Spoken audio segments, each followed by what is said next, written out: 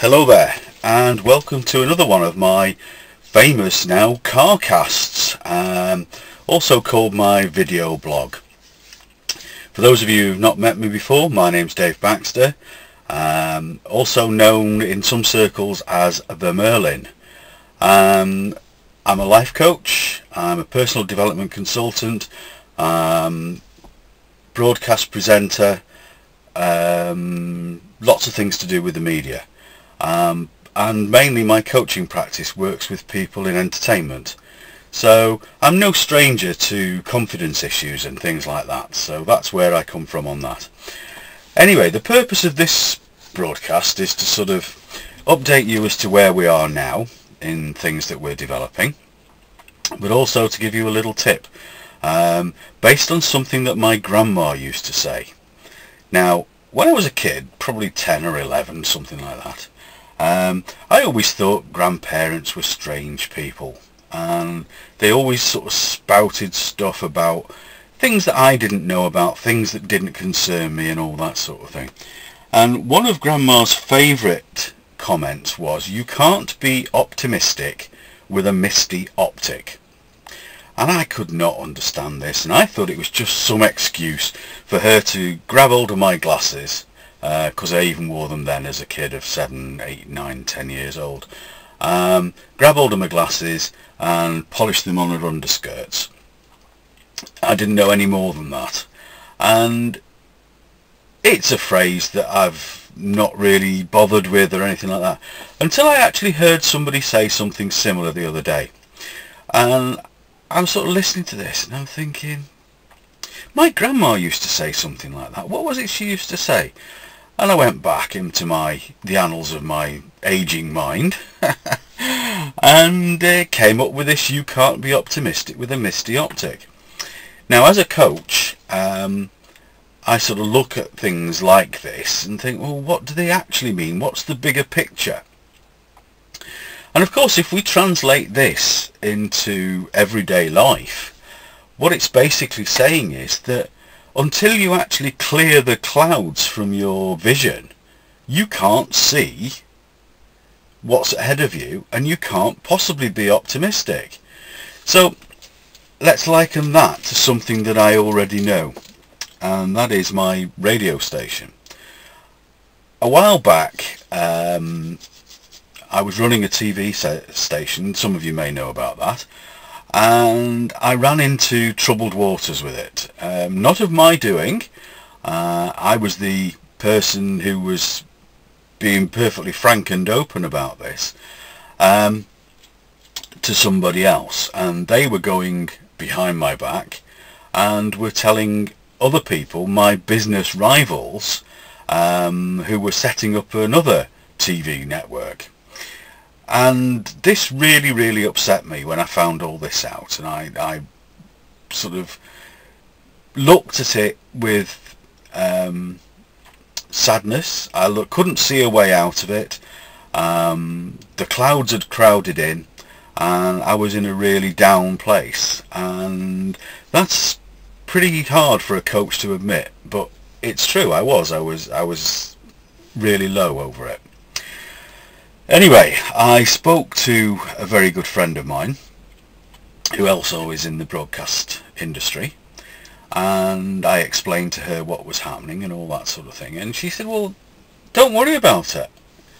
Just don't worry. You know, just clear your vision, focus on what you're doing, and because you're doing something that is very much different to what they're doing, focus on what you're doing and build that into what you know it can be. And after a few days of sort of thinking about this and wallowing in my own self-pity, I began to do this, and I began to clear my thinking, get rid of all the stuff that was fogging my vision, clouding my vision, and focusing on the thing that I wanted, irrespective of what other people were doing, the thing that I wanted. And I'm tempted there to refer back to something that Wayne Dyer says, Wayne Dyer being a fabulous author, and he wrote a book called Your Erroneous Zones, and one of the things that he says there is that in politics, if you get 50% of the vote plus 3% of the electorate backing you and voting for you, you've got a landslide. So I thought about this, and I also thought about my vision, and realised that I have got something that's making a mark on society, and that clarity returned eventually, and I could see exactly where I was going, exactly what I was doing, and I knew that I was on the right track. I knew that my broadcast work had a message to get out to people, which broadcasting usually does, of course. Knew that my broadcast work needed to be out there, needed to be heard, needed to be seen, needed to be commented upon. And I don't need other people's approval. I like it, but I don't need it. And I've got a good base of followers now, and so I class myself now as having got a landslide. And the figures are stacking up, and things are happening now because I've got back to that clarity, that clear thought, clear direction. Everything is becoming easier, and so I'm loving the time that I'm in. So referring back to Grandma, what she said, you can't be optimistic with a misty optic, is so true in later life. That irrespective of what you're doing, if you allow your vision to be clouded, you can't possibly be optimistic. It just doesn't work, because you're seeing the clouds rather than seeing the goal. And that also brings me to something else, and that is the book that Tom and I have written about solution-based thinking. And basically our message is very similar. If you focus too much on the problem, you will not see the solution. So you've got to look at solutions and get out of the problem that way, because you never know what the solution may bring. So that's basically where I'm up to now, with the coaching and the new media network and all that sort of thing.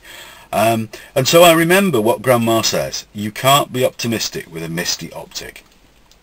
And when you think on, as I said to you right at the top of this, we always think of grandmas as being strange people, or grandparents, granddads and that sort of thing. And I know my grandchildren think the same about me. They often tell me that I'm weird and wacky and all that sort of thing. But if I can make that sort of impression that they carry forward into their later life with some of the things that I do and some of the things that I say, and that they will benefit from, then I'm happy to be wacky and to be seen as being wacky, because in my world that is normal. So on that note, I'm going to leave you with all my best wishes for the future. Have a great day for yourself. Don't predict the future, create it.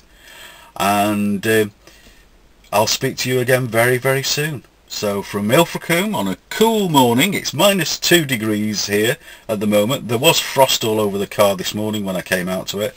But by the sun, we've got nice clear skies. So I'm going to say take care, have a great day, and I'll speak to you very soon. Bye bye.